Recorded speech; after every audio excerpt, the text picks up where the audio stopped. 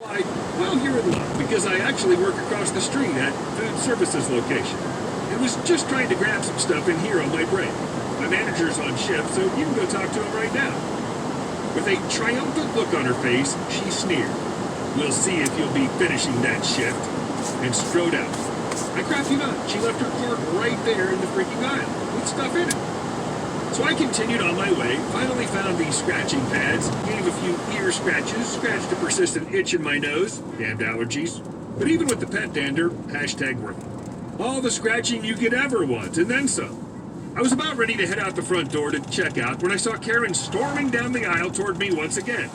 Oh, the fury on her face was priceless.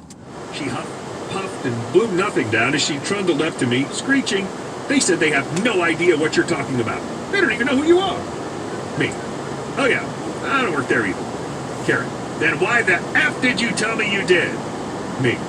"I don't know. I figured it made as much sense as you thinking I worked here." Then, going beyond what anyone would consider to be a rational thought, she reached for me. Guessing by her hand's track, she was going to try to collar me. Now, for those who remember my first post about a foray into a local Walmart during pre-Thanksgiving madness, you'll recall that I'm in the military. While I've never seen direct combat, being an Air Force officer who flies a desk, I do understand the basics of various infantry things. For example, the concept of fire superiority. In the case of projectile warfare, oftentimes the best way to stop the bad guy from throwing killy stuff at you is to throw an overwhelming amount of killy stuff at him. He ducks down behind killy stuff blocky things, and then you can maneuver without killy stuff coming at you. This principle can be applied in a great many other aspects of life as a way to prevent things from happening. I chose to apply it here. As soon as she reached for me, I engaged my military voice, used that diaphragm, and said, "B, if you touch me, I will effing end you." Her hand froze in midair. "What did you say? What did you call me?" "You heard me. I will end you." Karen tentatively pulled her hand back, eyes locked on mine, fear finally creeping in behind them. All right, I better be going, I told her, before you do something you can't come back from. I left her frozen in place, went to the front, paid for my items, and went about my merry way. The doggos enjoyed their snackos, the cat attacked the bag that I brought everything home in, and since I didn't have to use my AK, today was a good day. Don't like my new policy? Take it up to my dad, the CEO. Okay, let's dance. Not my story, but something that happened with my uncle in the early 2000s in South Korea. So my uncle was in an upper division head position for the company he was working for. He practically did most of the heavy lifting, so he was considered a valuable asset to the company. Everyone loved him. He had a wife and a then grade school-age son, aka my cousin. He was paid well.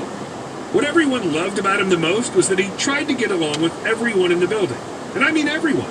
From the interns who just started to the ladies at the front desk, and even all the way to the janitorial ladies. He always made sure to greet and chat with them, and always made them feel like they belonged.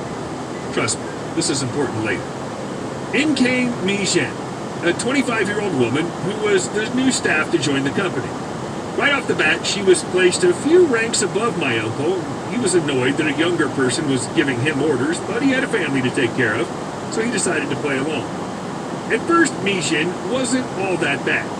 She finished with masters in business and had plenty of internship experience in the United States, so her skills and tactics helped the company quite a lot.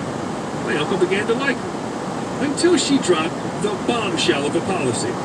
Apparently, she didn't like the fact that the office workers were sharing the lunch cafeteria with the janitorial staff.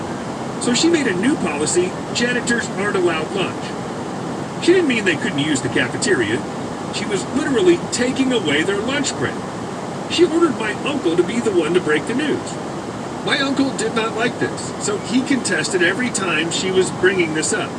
It finally got to the point where she revealed how she had the audacity to make such a policy. She revealed herself to be the daughter of the CEO of the company. She said, as my uncle quoted, "If you don't like my new policy, then take it up to my dad, the CEO. I can ruin your life in an instant. This is just a taste of what's to come once I inherit the company and become the new CEO." This is when he'd